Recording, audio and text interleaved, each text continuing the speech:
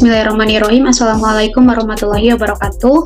Salam sejahtera untuk kita semua. Shalom, Om Swastiastu, Namo Buddhaya, salam kebajikan.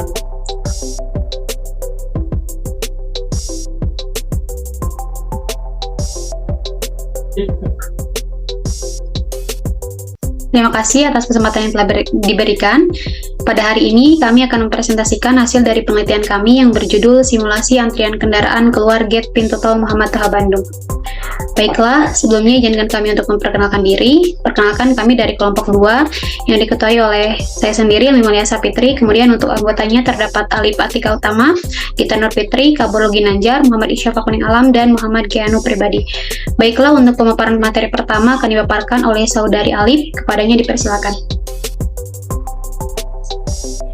Baik, materi yang pertama akan dibacakan oleh saya. Bab 1, pendahuluan.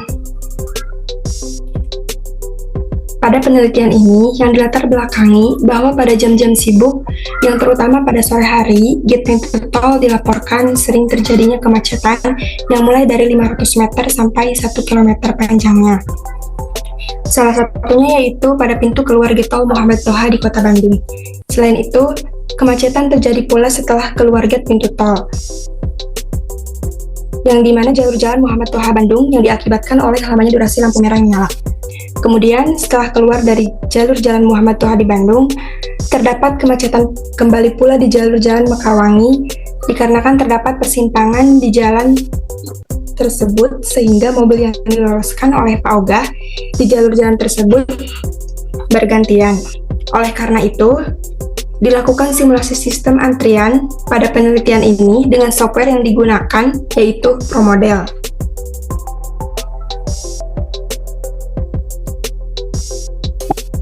Next.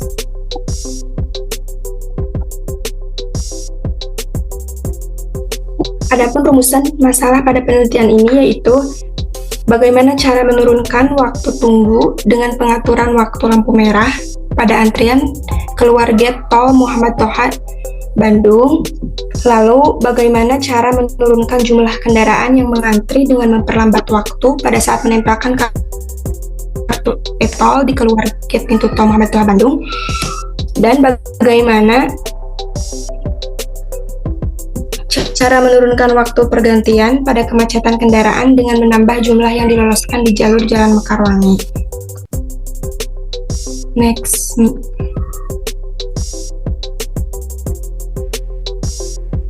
Tujuan penelitian pada penelitian ini yaitu untuk menurunkan waktu tunggu dengan pengaturan waktu lampu merah pada antrian keluar gate tol Muhammad Toha Bandung. Lalu untuk menurunkan jumlah kendaraan yang mengantri dengan memperlambat waktu saat menempelkan kartu e-tol di gate keluar pintu tol Muhammad Toha Bandung, dan untuk menurunkan waktu pergantian pada kemacetan kendaraan dengan menaikkan jumlah kendaraan yang diloloskan di jalur jalan Mekarwangi. Baik, terima kasih. Untuk selanjutnya saya kembalikan ke moderator. Baik, terima kasih. Untuk materi selanjutnya akan dipaparkan oleh Saudara Keanu. Kepadanya dipersilakan. Baik, terima kasih. Selanjutnya ada alur penelitian.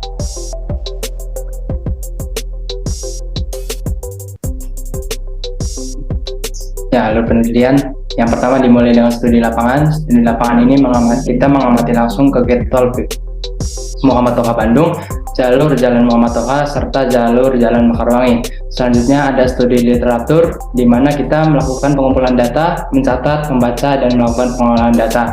Selanjutnya ada perumusan masalah, yaitu bagaimana antrian tidak menumpuk baik di jalur jalan Muhammad Toha maupun di Mekarwangi. Setelah perumusan masalah ada tujuan penelitian, yaitu menghasilkan simulasi pemodelan dan waktu yang tepat untuk mendapat meminimalisir antrian yang terjadi. Selanjutnya, pengumpulan data. Dalam tahap ini dilakukan pengumpulan semua data yang dibutuhkan dengan cara observasi. Selanjutnya, jika data cukup, maka dapat dilanjutkan ke tahap selanjutnya. Jika tidak, perlu dilakukan pengumpulan data ulang. Selanjutnya, melakukan pengolahan data. Di sini kita melakukan pengolahan data di start fit pada ProModel. Jika hasil simulasi optimal, maka bisa dilanjutkan ke tahap selanjutnya. Jika tidak, perlu dilakukan pengolahan data kembali sampai hasilnya optimal. Selanjutnya ada analisis dan pembahasan. Pada tahap ini, menganalisis dan membahas hasil pengolahan data dari simulasi model, dan yang terakhir ada kesimpulan dan saran. Kesimpulan dan saran ini menjawab tujuan akhir dari penelitian berdasarkan hasil data yang telah dilakukan serta saran yang disampaikan kepada pihak terkait. Next.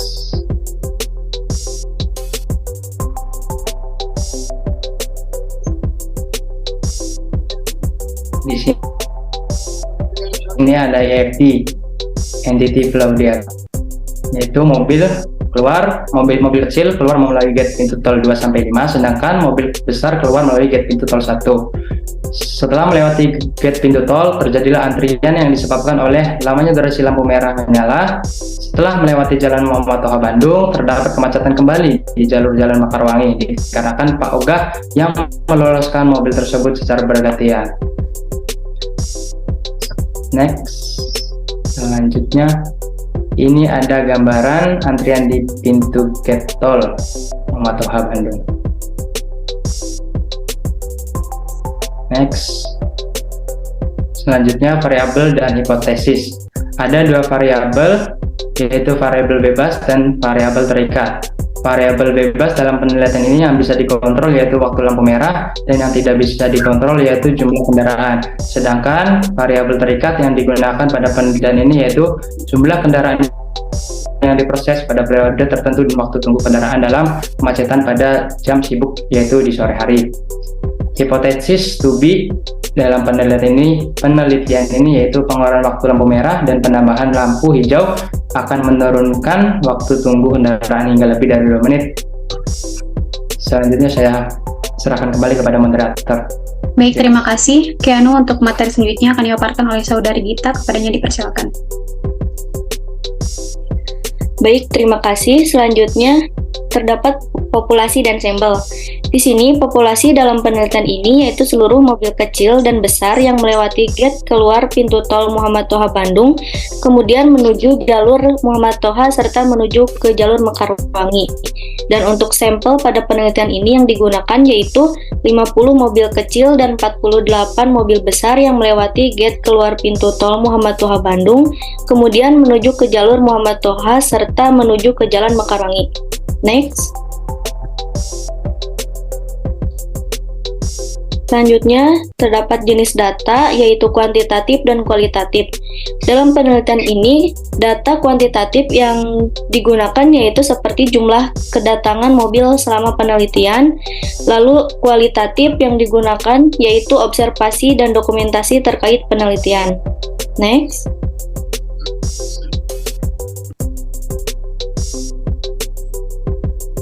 Selanjutnya elemen data. Di sini terdapat yang pertama entitas, entitas yaitu terdapat 2, yaitu mobil kecil dan mobil besar. Selanjutnya location yang terdiri dari gate pintu tol Muhammad Toha, gate pintu tol mobil besar. Yang kedua gate pintu tol mobil kecil, lalu jalur jalan Muhammad Toha. Selanjutnya lampu merah Muhammad Toha. Selanjutnya jalur Jalan Mekarwangi, dan yang terakhir Pak Ogah Mekarwangi. Yang ketiga ada proses, yaitu mobil kecil dan mobil besar ini masuk ke gate keluar pintu tol, lalu jalur Jalan Muhammad Toha, selanjutnya lampu merah Muhammad Toha, selanjutnya jalur Jalan Mekarwangi, dan selanjutnya Pak Ogah Mekarwangi. Baik, selanjutnya saya kembalikan lagi ke moderator. Baik, terima kasih Gita. Untuk materi selanjutnya akan dipaparkan oleh saya.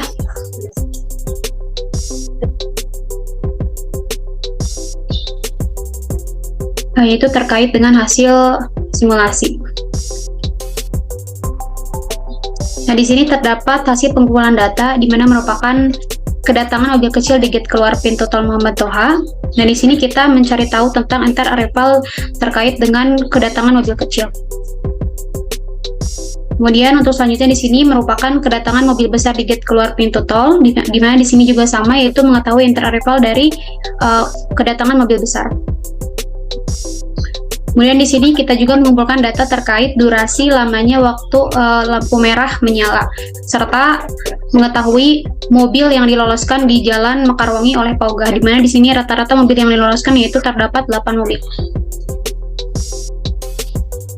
Nah, untuk selanjutnya di sini diketahui yaitu hasil data StatPit terkait interarrival dari mobil kecil, di mana di sini diketahui untuk deskriptif statistik, yang mana kita dapat mengetahui data point, di mana data point dari mobil kecil ini terdapat 50 mobil, adapun untuk minimumnya yaitu 15 mobil, dan untuk maksimumnya yaitu 63.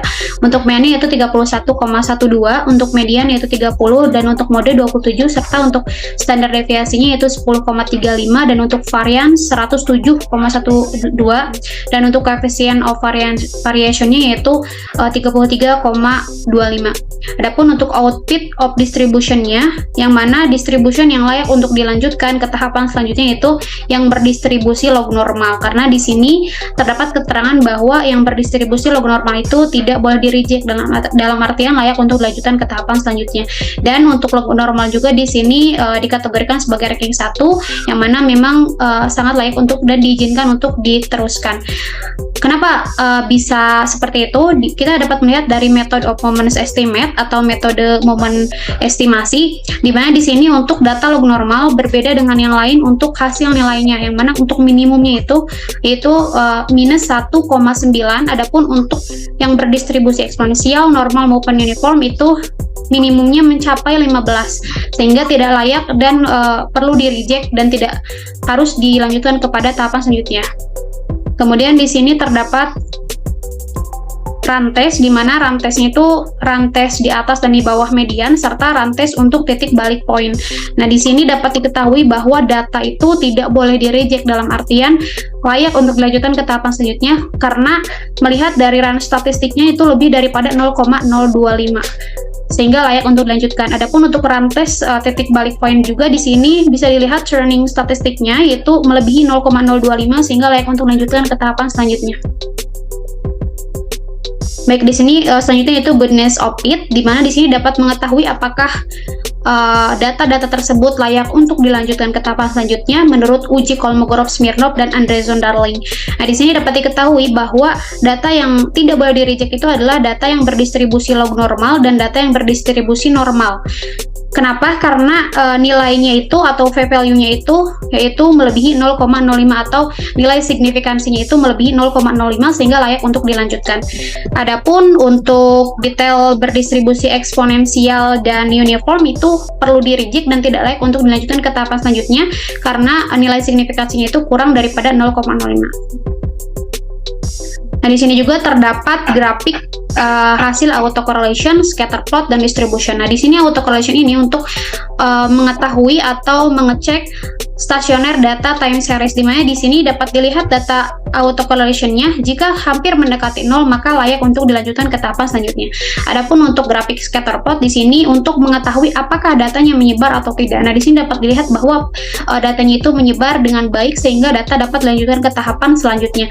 Dan untuk distribution di sini untuk mengetahui daripada hampiran data yang berdistribusi dengan data yang sebenarnya. Nah, di sini yang direkomendasikan adalah data yang berdistribusi log normal karena data log normal ini mendekati data yang sebenarnya. Begitupun untuk data StatPit interarrival mobil besar, di sini untuk output of distribution atau distribusi yang layak untuk dilanjutkan ke tahapan selanjutnya yaitu data yang berdistribusi log normal dan normal, dan ini tidak boleh di-reject. Tapi yang akan kita ambil yaitu yang berdistribusi log normal karena ini ada dalam kategori tingkat atau ranking ke-1. Kemudian untuk data rantesnya ini dapat diketahui bahwa tidak boleh di-reject, baik itu rantes untuk di atas dan di bawah median ataupun rantes untuk titik balik poin, karena range statistiknya itu lebih daripada 0,025 sehingga layak untuk dilanjutkan. Begitupun untuk rantes titik balik poin, di sini juga terlihat bahwa turning statistiknya itu lebih daripada 0,025 atau v-value-nya lebih daripada 0,025 sehingga data layak untuk dilanjutkan ke tahapan selanjutnya. Nah, untuk tes goodness fit di sini dapat dilihat bahwa yang teruji datanya menurut Kolmogorov-Smirnov dan Andreson-Darling dan layak untuk dilanjutkan adalah yaitu data yang berdistribusi log normal dan normal. Dapat diketahui bahwa data tersebut tidak boleh di-reject dalam artian layak untuk dilanjutkan ke tahapan selanjutnya. Adapun untuk eksponensial dan uniform itu boleh di-reject karena tidak memenuhi kriteria, yaitu untuk nilai signifikansinya kurang dari 0,05. Nah, untuk selanjutnya di sini terdapat grafik autocorrelation. Bisa dilihat di sini bahwa data autocorrelasinya hampir mendekati 0 sehingga dapat dilanjutkan ke tahapan selanjutnya. Adapun untuk scatter plotnya ini untuk datanya menyebar sehingga layak untuk dilanjutkan ke tahapan selanjutnya, dan untuk distribution yang direkomendasikan yaitu data yang log normal. Walaupun yang normal itu tidak boleh di-reject, tapi karena log normal itu hampir mendekati data yang sebenarnya dan berada di ranking 1, maka yang dapat dilanjutkan ke tahapan selanjutnya adalah log normal. Selanjutnya di sini hasil data statbit dari inter-departure di jalur Mekarwangi. Nah, di sini dapat dilihat bahwa distribution yang layak untuk dilanjutkan ke tahapan selanjutnya yaitu yang berdistribusi normal, log normal, dan uniform. Di sini tidak boleh di-reject, namun yang akan diambil adalah distribusi normal karena di sini masuk ke dalam kategori dan ranking 1. Adapun untuk rantes di atas dan di bawah median dan rantes yang berada di titik poin itu juga tidak boleh di-reject. Kenapa? Karena run statistiknya itu lebih daripada 0,025, yaitu ini p-value-nya, hasil p-value-nya lebih daripada 0,025 sehingga layak untuk lanjutkan ke tahapan selanjutnya. Adapun untuk rantes turning point, yaitu titik balik daripada poinnya itu pun tidak boleh di-reject dalam artian layak untuk dilanjutkan ke tahapan selanjutnya karena nilai p-value-nya itu lebih daripada 0,025. Nah, untuk goodness of fit-nya ini yang layak untuk dilanjutkan ke tahapan selanjutnya menurut uji Kolmogorov, Smirnov, dan Andreessen-Darling itu adalah yang berdistribusi log normal, yang berdistribusi normal, dan yang berdistribusi uniform. Tapi menurut uji Kolmogorov, Smirnov, karena menurut Andreessen-Darling ini tidak layak dilanjutkan untuk yang berdistribusi uniform karena kurang daripada 0,05. Nah, di sini dapat dilihat juga terkait dengan grafik. Nah, untuk grafik autocorrelation-nya bahwa data autocorrelation ini hampir mendekati 0 sehingga layak untuk lanjutkan ke tahapan selanjutnya. Untuk scatter plot juga ini datanya sangat menyebar dengan baik sehingga dapat lanjutkan ke tahapan selanjutnya. Dan untuk grafik distribution-nya di sini yang direkomendasikan adalah data yang berdistribusi normal karena yang mendekati data sebenarnya adalah data yang berdistribusi normal. Walaupun tadi log normal dan uniform itu direkomendasikan dan tidak boleh di-reject juga, tapi ketika dilihat dalam grafik data distribution bahwa yang layak untuk dilanjutkan ke tahapan selanjutnya adalah data yang berdistribusi normal. Baik, terima kasih. Untuk materi selanjutnya akan dipaparkan oleh saudara Kabul, kepadanya dipersilakan. Terima kasih atas kesempatannya yang diberikan. Saya akan menjelaskan terkait dengan point estimate dan interval estimate ya. Di sini sebelum menghitung ya, harus menentukan dulu replikanya, yang dimana kami menentukan replikanya sebanyak 10. Ini untuk mewakili sampel ya sebanyak N. Kemudian nanti dari data yang ada akan dicari ya sampel min-nya, dimana sampel min yang dihasilkan ini dengan menggunakan rumus X sama dengan sigma NI sama dengan XI per N, itu dihasilkan sampel min-nya itu adalah 13,699. Kemudian berikutnya akan dicari nilai standar deviasinya dengan menggunakan rumus akar sigma NI sama dengan 1 XI min X dikuadratkan dibagi N min 1, di mana nilai sigma XI min X kuadratnya itu adalah 15,90. Nilai ini adalah didapatkan dari N ke 1, yang dimana average time operation-nya itu 13,787 dikurangi 13,699 sampai dengan sampel ke 10, kemudian dibagi N min 1 sama 9. Akar dari 15,90 dibagi 9 adalah 1,329. Kemudian berikutnya dicari nilai HW-nya atau output-nya, di mana rumus yang digunakan adalah T N-1 ya, kemudian alpha per 2 kali S, di mana alfanya menggunakan tingkat kepercayaan 95%, sehingga alfanya adalah 0,05 dibagi 2 ya. Kemudian didapatkan nilai HW-nya adalah 1,1286 sekian. Kemudian N aksennya atau number of replication-nya ini adalah untuk menghitung berapa replikasi yang menjadi standarnya, yaitu dengan N aksen sama dengan PN61 alpha min 2 dikali standar deviasi dibagi E-nya. Nah, ini hasilnya adalah 3,18 ya, kemudian dibulatkan menjadi 4 replikasi. Artinya bahwa replikasi yang diputuskan adalah 4 replikasi. Next.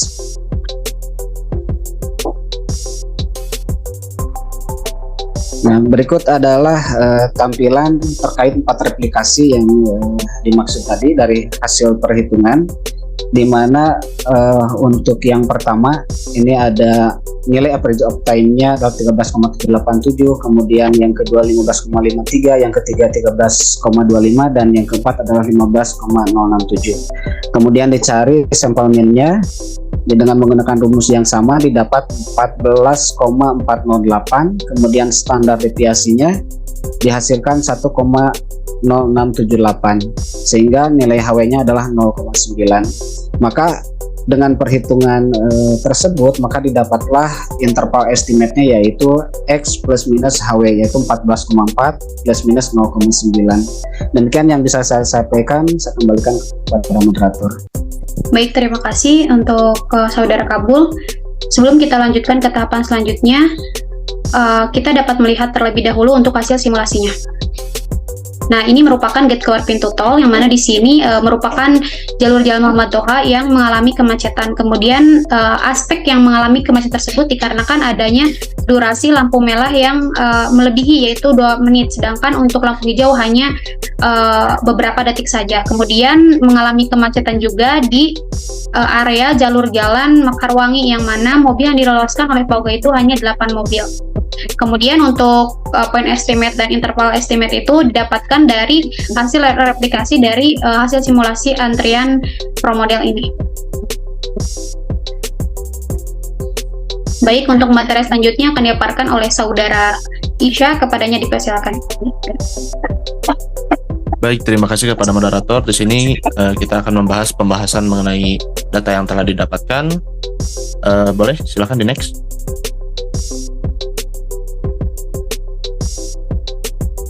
Oke. Kita mulai di sini dari entity summary dan location summary. Dari hasil dari entitas di sini kita menggunakan 2 entitas, di mana ada mobil besar dan mobil kecil.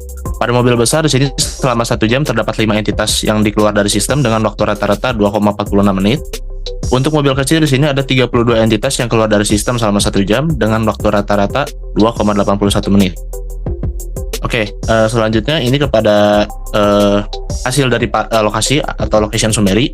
Di sini kita menggunakan 6 lokasi, yang dimana di sini pertama yaitu waktu ditetapkannya selama 1 jam, dan pada gate pintu tol mobil besar kapasitasnya infinity di sini. Lalu untuk entitas mobil besar yang keluar di mana maksimumnya adalah 1.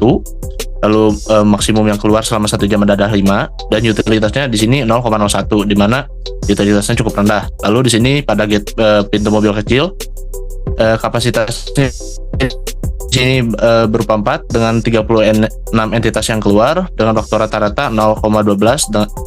Lalu untuk maksimum terisi sebanyak 3 dengan utilitasnya menyatakan utilitasnya cukup rendah dengan 1,76. Lalu pada jalur Jalan Muhammad Toha kapasitasnya di sini infinity. Lalu untuk entitas yaitu 41 dengan waktu rata-rata entitas 0,35, dan utilitasnya di sini 4,79, di mana masih rendah untuk utilitasnya. Lalu pada lampu lalu lintas Muhammad Toha, di mana lampu merahnya menyala selama 2 menit, untuk kapasitasnya di sini masih infinity. Kemudian untuk total entitasnya di sini 41 yang masuk waktu rata-rata dengan 1,83 dengan utilitasnya 0,0, di mana utilitasnya sangat rendah. pada jalur jalan Mekarwangi untuk kapasitas yaitu infinity dengan 37 entitas yang masuk dengan waktu rata-rata 0,31. Lalu untuk utilitasnya di sini 4,23%, di mana utilitasnya masih rendah juga. Pada yang terakhir yaitu di Paogah Mekarwangi, di sini kapasitasnya masih sama dengan infinity dengan utilitas 0,0%. Lalu di sini untuk baseline, boleh silakan di next. Oke, selanjutnya untuk entity state baseline. Grafik yang di kiri yang warna hijau itu grafik output menjelaskan bahwa entity baseline mobil besar yang berwarna hijau 100% dalam proses. Kemudian entity baseline untuk mobil kecil yang di bawah di mana ada menyatakan 97% dalam proses, di mana ada warna pink 3% itu terblok. Oke, selanjutnya pada multiple capacity location baseline-nya. Di sini grafik output di yang warna biru ini menjelaskan bahwa multiple capacity location state baseline yang berwarna biru setiap lokasi cukup besar terokupasinya dan cukup bekerja dengan baik. Baik, mungkin sekian dari saya kembalikan ke moderator. Baik, terima kasih Saudara Isya.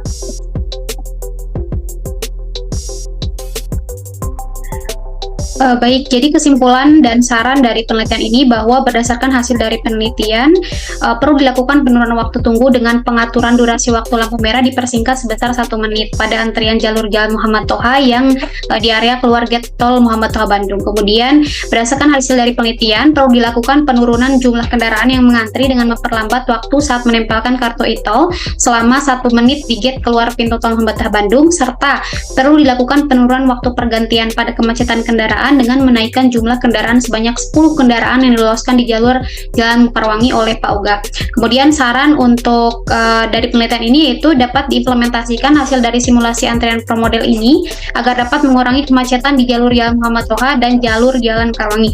Serta bagi penelitian selanjutnya bisa menggunakan metode simulasi yang lain dan identifikasi lebih lanjut terkait rekayasa lalu lintas, baik itu penambahan flyover atau di satu jalur jalankan di Jalan Mekarwangi agar dapat lebih meminimalisir kemacetan. Baik, sekian yang dapat kelompok kami paparkan. Mohon maaf bila terdapat banyak kesalahan. Terima kasih atas perhatiannya. Akhirul kalam. Wassalamualaikum warahmatullahi wabarakatuh.